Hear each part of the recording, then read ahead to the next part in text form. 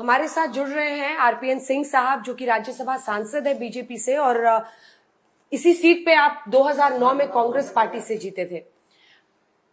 आपको लग रहा है कि जीत इस बार बीजेपी के खेमे को आप दिला पाएंगे? आप यहाँ प्रचार कर रहे हैं 80 सीटें सब जीतनी है, ये मुमकिन होता हुआ दिख रहा है कैसे? बिल्कुल साफ तौर से अंजना जी, अगर उत्तर प्रदेश की बात की जाए, मैं क्योंकि यहाँ 20 दिनों से हूँ, अगल बगल की सीटों पे भी गया हूँ, साफ तौर से जनता ने उत्तर प्रदेश में मन बना लिया है कि 80 में से 80 सीट भारतीय जनता पार्टी प्रधानमंत्री जी के नेतृत्व में, मुख्यमंत्री के नेतृत्व में अवश्य जीतने जा। आज की सबसे बड़ी खबर जिसकी चर्चा हो रही है उस पर तो आप मैं शुरुआत कर रही हूँ इस इंटरव्यू का। देखिए, राहुल गांधी अमेठी से नहीं रायबरेली से चुनावी मैदान में है। प्रधानमंत्री ने अभी अभी कहा है डरो मत भागो मत। इसका क्या मतलब है? क्या राहुल गांधी, क्योंकि आप कांग्रेस पार्टी में थे, राहुल गांधी को आप बहुत अच्छे से जानते हैं, रायबरेली से चुनाव लड़ने के उनके फैसले पर बीजेपी क्यों आप लोगों की लाइन हो गई भागो मत? देखिए, जब हम लोग भारतीय जनता पार्टी में आए तो लोग रोज यही ताने दिया करते थे, डर गए डर गए डर गए। अब कौन डरा कौन नहीं डरा? अमेठी सीट से अगर भारतीय जनता पार्टी के प्रत्याशी से इतनी घबराहट है कि लोग अपनी सीट बदल जा रहे हैं, तो जो प्रधानमंत्री जी साफ तौर से कह रहे हैं कि लोग डर के भाग रहे हैं, और डर किसको है या नहीं है ये तो साफ देश की जनता देख रही है। एक लाइन में मैं समेट दूं, आप कह रहे हैं कि स्मृति ईरानी से राहुल गांधी डर गए हैं। तो अगर अमेठी क्यों नहीं जा रहे? आफ्टर पूरा उनका एक इतिहास परिवार का रहा है अमेठी में लड़ने का। अगर अमेठी में वॉक ओवर दे रहे हैं, जो प्रत्याशी वहां का, मैंने सुबह ही क्लिप देखा है कि वही डरा हुआ है, जो वहां से जिसने कांग्रेस ने जिसको प्रत्याशी बनाया है, हाँ, जो भी प्रत्याशी वहां से हैं, वो खुद बोल रहे नहीं जी मुझे अभी पता नहीं है, मुझे कुछ पता नहीं है, तो खुद घबराए हुए हैं। तो आप समझ सकते हैं नेत्रहीन हो चुकी है कांग्रेस पार्टी, और जिस तरह की बातें कांग्रेस पार्टी कर रही है उसको इस देश के बारे में, मुझे लगता है वो इस देश के बारे में बात नहीं कर रही है, इस देश के भविष्य के बारे में बात नहीं कर रही। यूपी की पॉलिटिक्स को आप अच्छी तरह से समझते हैं। देखिए, अमेठी एक ऐसी सीट जिस पर संजय गांधी, फिर राजीव गांधी, सोनिया जी भी एक बार लड़ी, फिर वो सेफ सीट बनी, उन्होंने राहुल गांधी को दे दी, वो 3 बार वहां से जीते। अब आइए वर्सेस रायबरेली की सीट, जहां फिरोज गांधी पहले चुनावी मैदान में उतरे, राजीव जी भी इंदिरा जी, रायबरेली की पहचान इंदिरा जी से है। वो 77 में हालांकि हारी, लेकिन 3 बार वो वहां से जीती भी। उसके बाद से वो लेगेसी बन गई, सीट बन गई, सेफ सीट सोनिया गांधी की।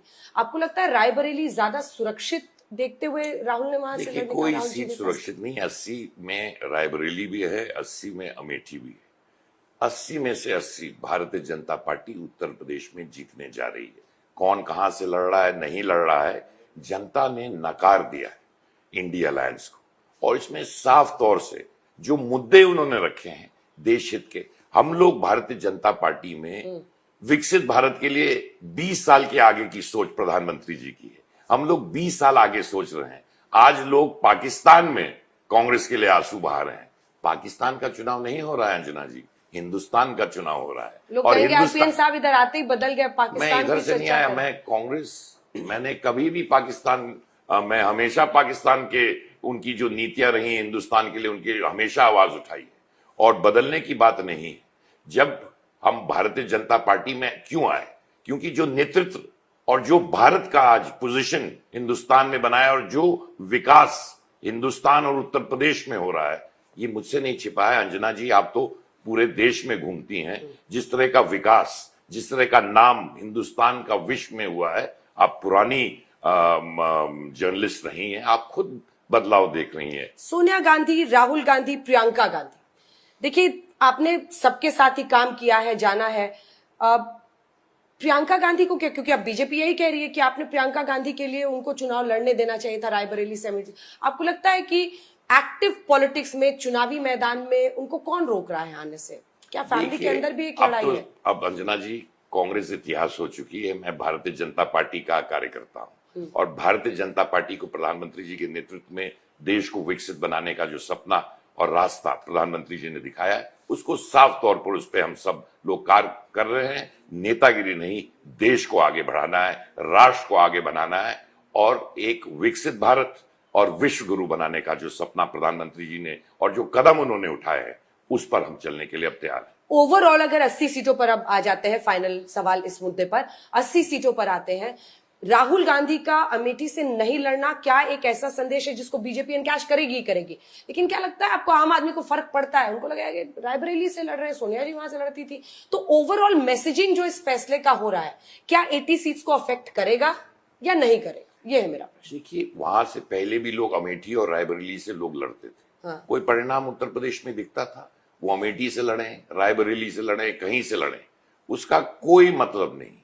साफ तौर से हिंदुस्तान की जनता ने मन बना लिया है कि प्रधानमंत्री जी को तीसरे बार 400 पार करके प्रधानमंत्री बनाना है।